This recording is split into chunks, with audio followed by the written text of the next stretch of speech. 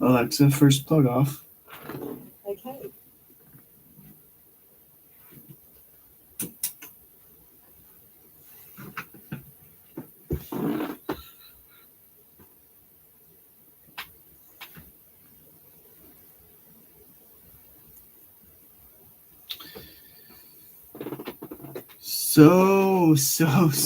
So, welcome to anybody, anyone, anywhere who wants to watch this, who chooses to watch this.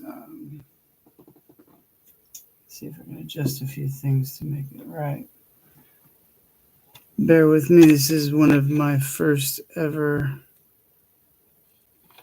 videos. Alright, let's see if that's good. Oh, there's my little daddy boy. So, hello.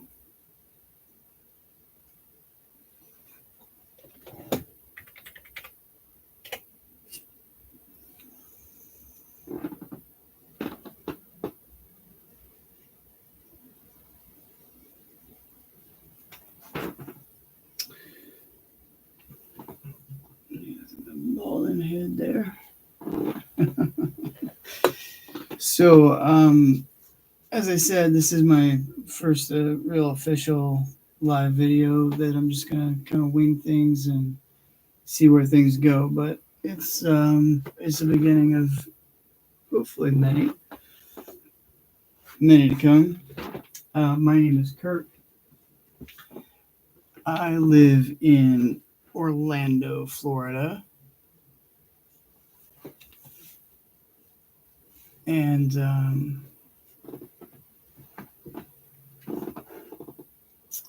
in about a month's time, I mark my 50th rotation around this sun. What does that mean? What does it mean? Well, I guess I'll start with how I feel about being born when I was and being a Generation Xer, but late X, which is a huge difference. I think what you'll find with most Generation X, it's a huge difference of person type from the beginning of Generation X to the very end. Me being biased, I definitely think the late Generation X people on this planet are some of the most interesting, some of the strongest, some of the most artistic, and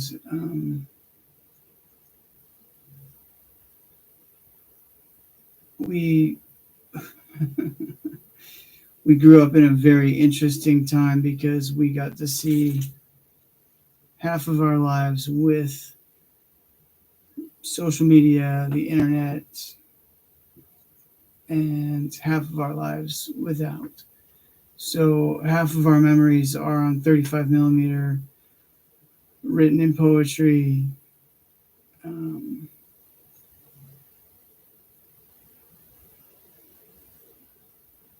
major thought banks on television and pop culture, and the way it shaped our lives in the 80s, of course, because the 80s was the best decade, I think, that I've ever experienced. And I was only lucky enough to experience it from the age of 5 to the age of 15. Um, would have been probably cooler. It would have been a little bit different. But then again, I wouldn't be a late Generation Xer if I said any different. Then so Generation X and my experience on this planet for 50 years has been one of unequaled, most amazing, and I think most of the people that are my age usually stay pretty quiet about that. We're all pretty happy about when we grew up, how we grew up, who we grew up with. and surrounded by. My voice is kind of a mess right now. I'm sorry about that. So, I would also like to introduce you to my little boy.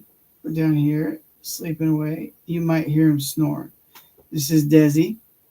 And then just behind her over here in the fresh bedding is Lucy. So Lucy and Desi, my black and white comedians, of course, named after Lucille Ball and Desi Arnaz. Might as well also start off with my name, Kirk. I wasn't named after Captain Kirk or had any affiliation with science fiction back then because my parents were pretty dull when it comes to that. But I'm definitely proud to have the name that I do. It's a rare one. I don't think that you'll meet more than a handful of Kirks in your life. At least in my 50 years on this planet, I've probably maybe met 2 handfuls. But that's because I've been listening. I was named after my great-grandfather, Kirkland. And that's where I get my middle name as well as Edward. So I was born and raised in the Northwest, born in Wenatchee, Washington. And interestingly enough, right now I've fallen in love with a little property out there that I would love to have. But I've never owned a piece of property in my life. It's definitely attainable, but in my present situation, it's not something that I'm able to do. And what do I mean by that? So present situation is I live in Florida because about 5 years ago, I chose to move down here to take care of my mom. So it was the very onset of COVID that started this ball rolling.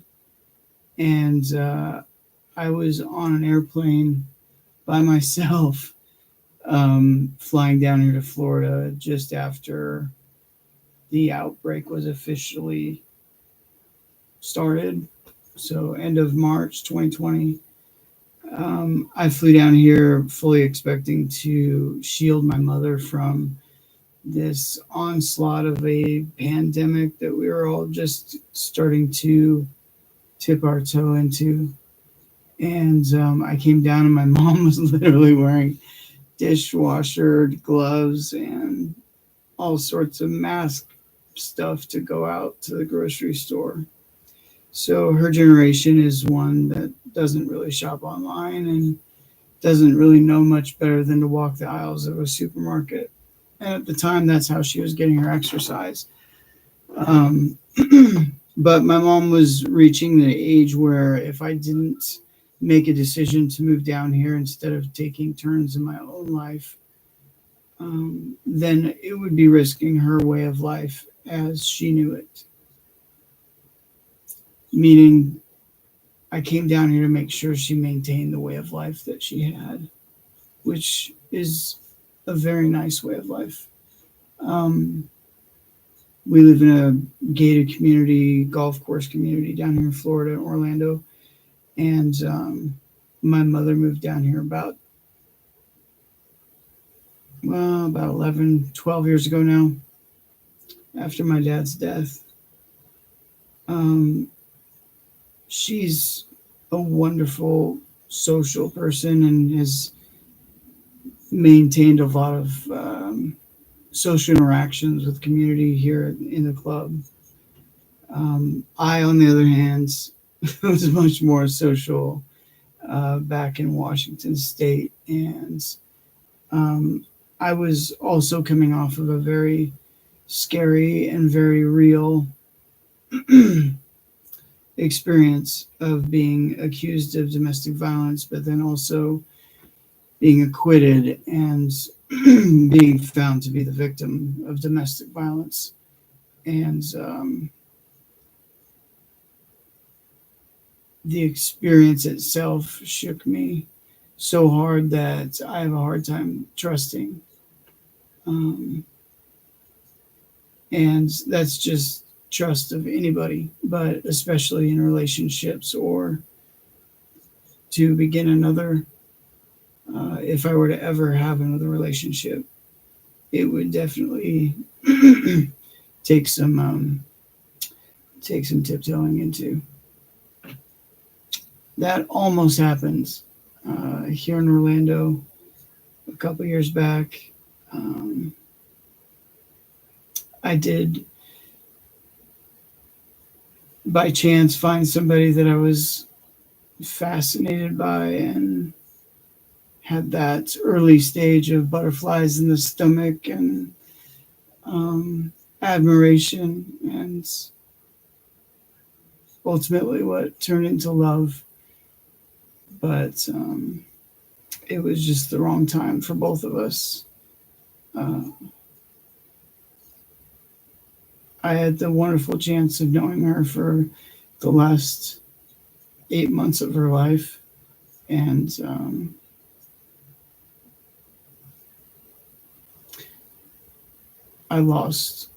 we lost her to sickle cell in early 24.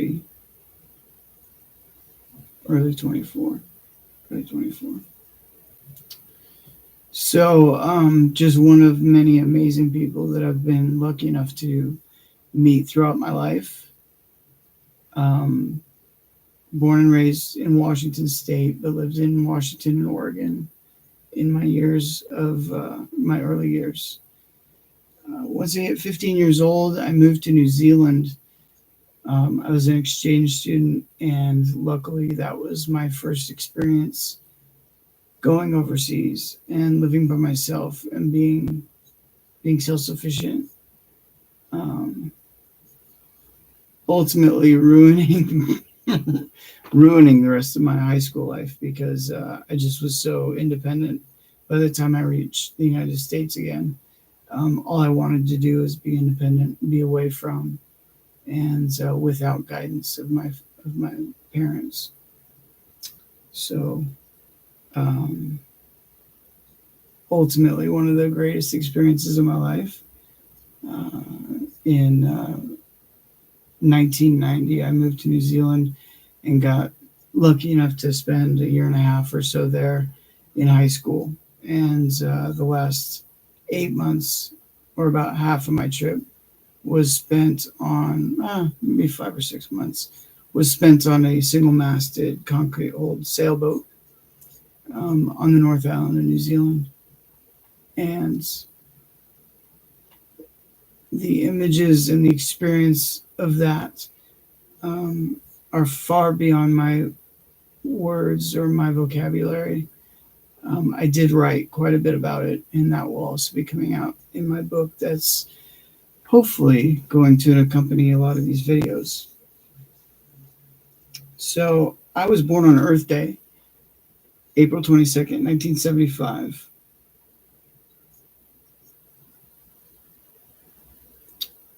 I was born into a middle-class farming family. We had an orchard in Peshastin, Washington, of apples and pears. I can only say that because that's just the facts. I don't remember it by any means because once I was born, life as my family knew it changed from being a farming family to going to a suburb of Portland, Oregon, Vancouver, Washington, more specifically Hazeldale. And that's where my first memories really begin. Although I have these flashes of snow and of a farm, there's just no possible way that I can remember that. That was like the first 6 months of my life. And as much as I would love to say that I remember my life from age 6 months on, that would be impossible. But maybe I have some leftover images that maybe were transferred to me by my family. All I can say is that my life, as I remember it, started in Vancouver, Washington. So I definitely grew up as the youngest of three boys, and by far, my brothers were 8 and 10 years older than me. So at the time, that was pretty rare. I think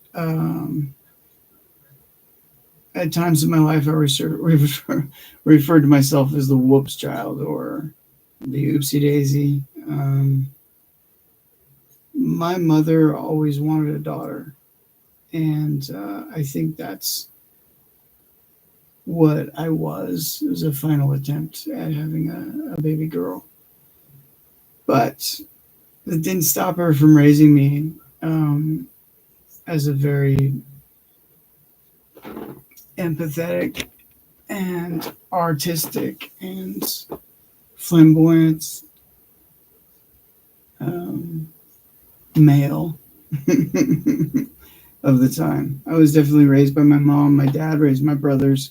But by the time I came around for him to raise me as he did them, not only was he older and a little bit less capable, but he was also sicker. My dad had Crohn's disease, and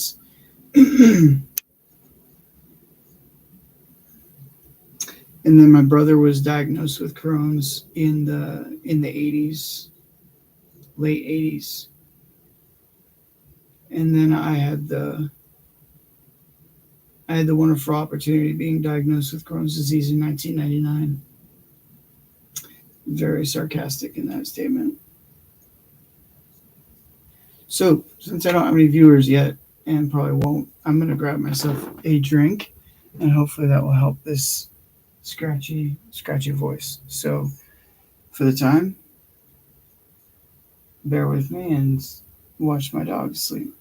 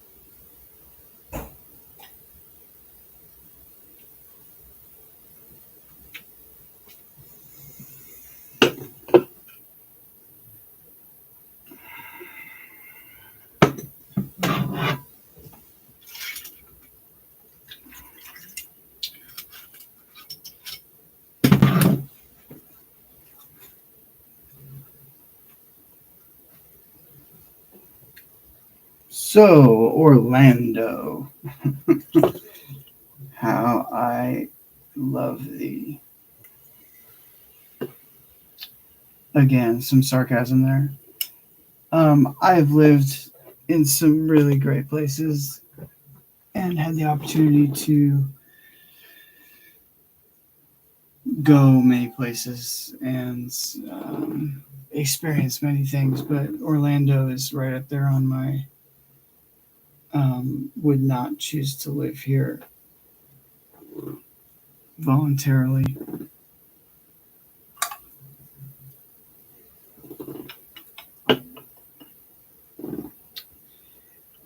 I don't know. Oh, that's a little bit better.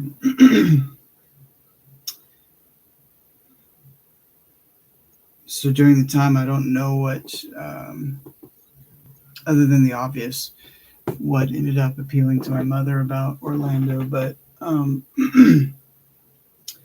not a big city type of person. I've been and lived in many big cities, but just would rather much live out in the middle of nowhere, off grid with a ton of dogs. That would be my choice. But Orlando. The best part of Orlando are the cold months. I'd say October, November, it starts cooling off here, and it stays pretty cool until about this time. I'd say by the end of this month, we'll be seeing pretty regular temperatures into the 90s. But those cold months are perfect. They're like summer months back home. I know for a fact that this city drains me, not only physically from the heat and the humidity, but also mentally. Just not the person that I normally am elsewhere. I just do not like this camera angle, but we'll see if we can keep adjusting and making better. So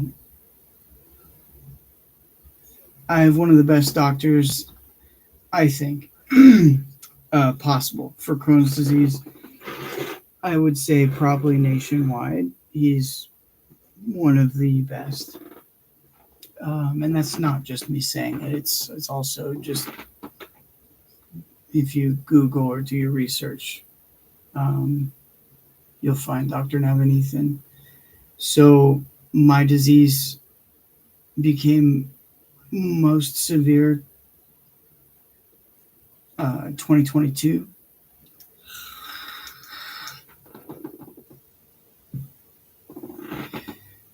Leading up to it, I knew that things were going to get bad because I'd been dodging the surgery bullet for 3 years or so prior to 2022. If you know Crohn's disease, you know most Crohn's patients at one point or another will go through a resection surgery. Unfortunately, mine was not cut and dry. Unfortunately, my first surgery was botched, and I went in for an emergency second surgery within 18 to 20 hours after my first.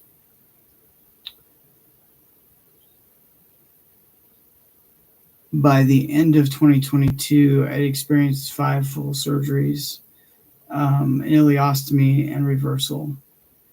And ultimately, that's what led to me being officially disabled now. It took 2.5 years to get the government to approve or agree that I was disabled. And trust me, that's not a fun fight either.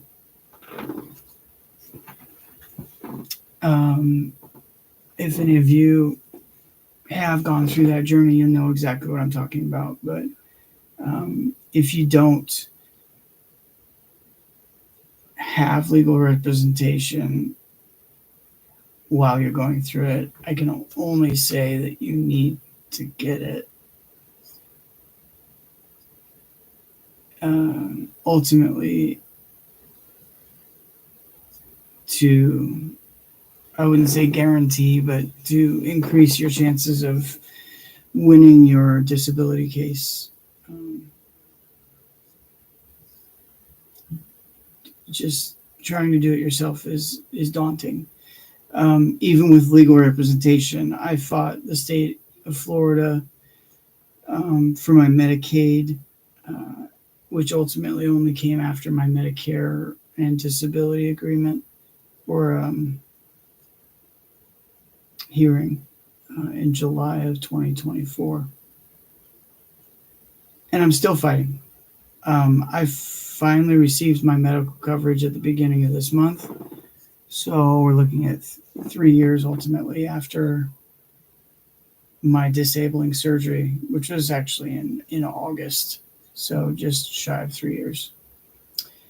I can't say I'm ever going to be the same. I would love to say that. I used to be much more capable of doing a lot more. I'm probably talking myself into a corner, but I just know that I had more passion about doing stuff. Oh, no, I take that back. I had more ability to do stuff.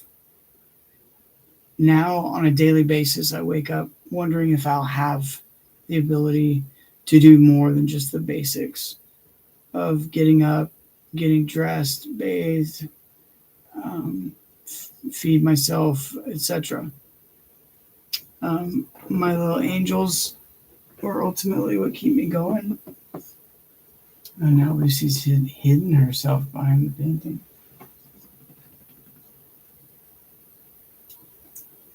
What are you doing over here, baby girl? You hiding? I'm gonna take away your shield. I hear you snoring.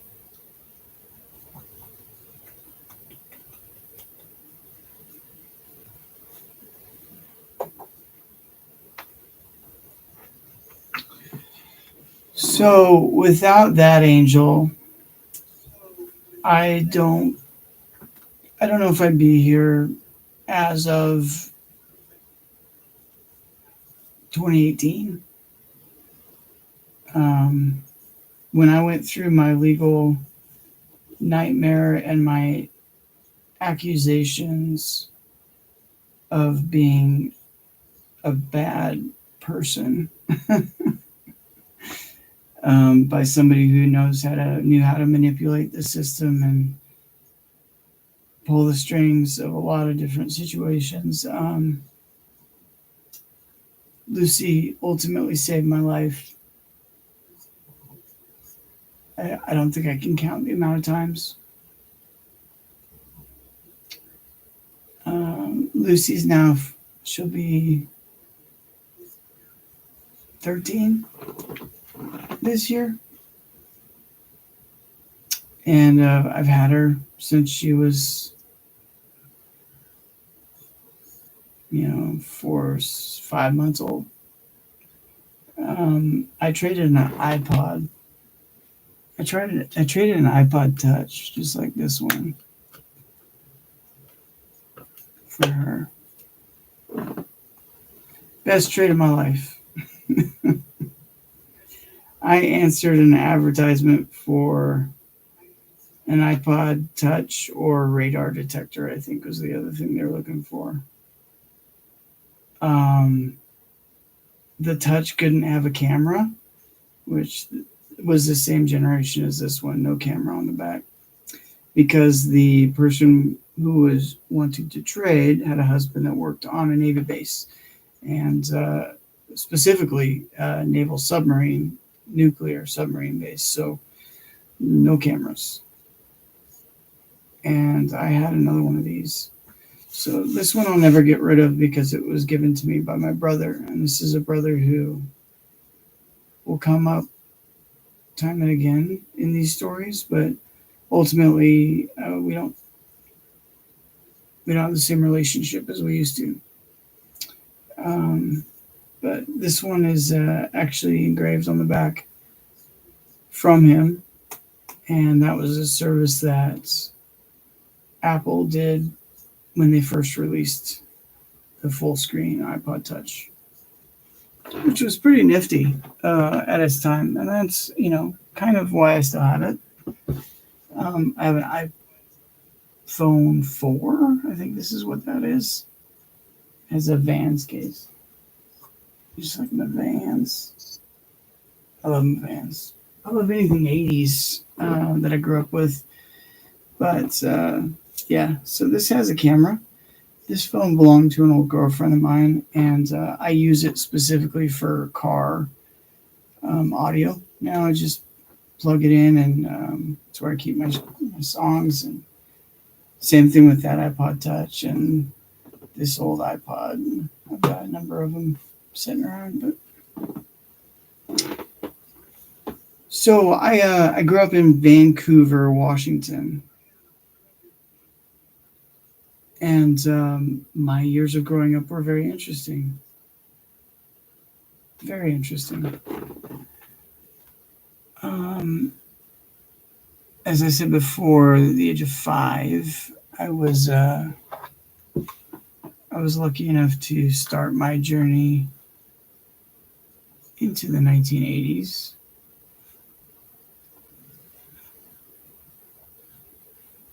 And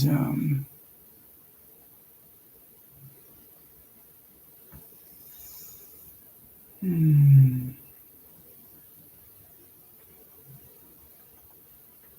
and as I said before, the 1980s, in my opinion, were the best years of my 50 years on this planet. And why do I say that? Well, let me count the ways. The music, my first kiss, my first dance, the amazing friends that I had in, well, I'll say elementary school was good, but middle school was the best. Um, we had a 2-year middle school back then, so it wasn't truly what they'd call a middle school now. But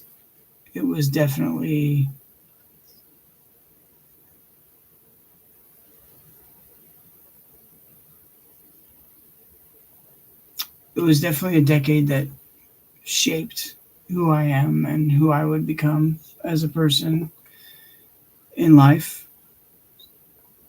and in love.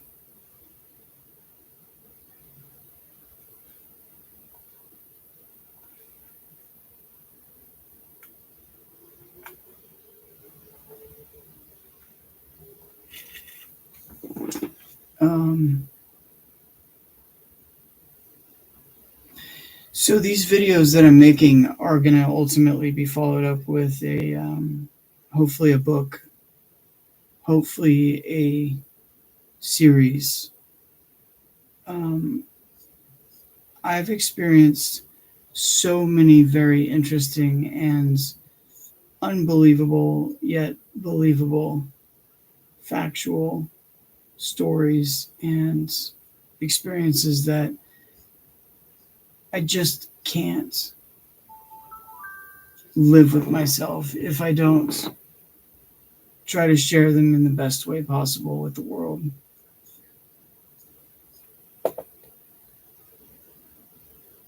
I am a storyteller. One of the last generations of storytellers. I think after my generation, the art of telling the story and the art of sharing our past has been lost, sadly. I'm still trying to get more and more stories from my mother about our family that she's the only living person of that generation left in our family.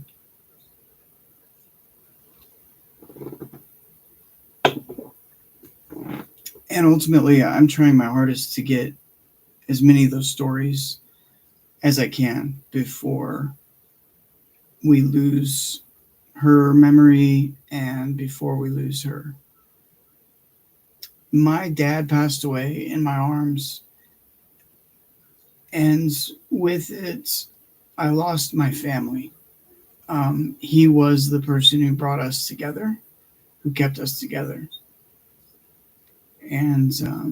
and now I just feel like a fragment of uh, of what could have been a very beautiful and loving and somewhat traditional family. Um, I now feel very much alone. My mom and I are the closest, and I was ultimately betrayed by her recently, and I now have to make a decision on whether or not to go it out alone or stay true to my promise of staying here until she's no longer capable of being in a home by herself or with a loved one. And I'm hoping that's no time soon. But as I said, my trust was just betrayed in a way that I will tell another day.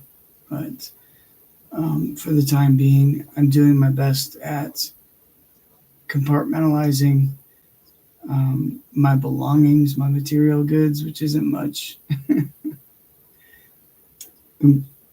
Also, compartmentalizing my thoughts and feelings as they are right now, and taking inventory of what I have in this world. Ultimately, one of those things now is this. So, I'm definitely a Northwesterner, small town boy, living in a very large city, which I would much rather not be a part of. I'm in Florida taking care of my mother and doing what I can to gain my health back. And unfortunately, I can't just up and leave Florida. Now that I have medical coverage, this is the state that I am I'm healthiest. I'm best at trying to get healthier again. So if that means staying here, taking care of my mother, doing what I can to coexist, so be it. I will do my best. But if I have to, I'll try to find a place to live on my own, be able to check on my mom, and hopefully make plans for a future not in Florida. I've got a top 5 right now, and I'd say in my top 3, in no specific order, are Idaho, Montana, Oregon, Wyoming, and boy, I guess that's only 4. So maybe Colorado as a 5th. Round off the top 5 with Colorado. Never lived in any of those except for Oregon, where we grew up having a summer home in Bend. Love the Bend area. My best friend lives in Redmond, Oregon. Check out his store, Geek Nerd. It's a comic book store and other collectibles. And his name is Chris Columbus. Yeah, Chris Columbus. And he's been my best buddy since my first year in college. At my first college, which was 1995. So, with about 40 minutes of video, I will bid you guys good night. Thank you for tuning in. I'm sure you're watching this after seeing something else. If you're starting from scratch, this is ultimately my first video, and what I will refer to as my first video. These two are fast asleep because I made wonderful dog food today for them. I do make their own food, or my own food for them. Today I didn't do a fantastic job, but I definitely made it tasty. So these two have been passed out pretty much since they ate at about 4 o'clock, which is late for them. Me, myself, I haven't eaten much today. Eating is definitely a Russian roulette game with my disease. And although I'm hungry, I think I'll probably opt not to eat today. So, with that, I bid you farewell. Everybody stay safe, stay peaceful, love each other, and remind each other every day that you have a chance. Reach out to one of your loved ones, to one of your friends, to one of your family, and just tell them that you're there for them. We all need a little bit more of that in our lives. So, with that, I'll bid you guys good night. Later.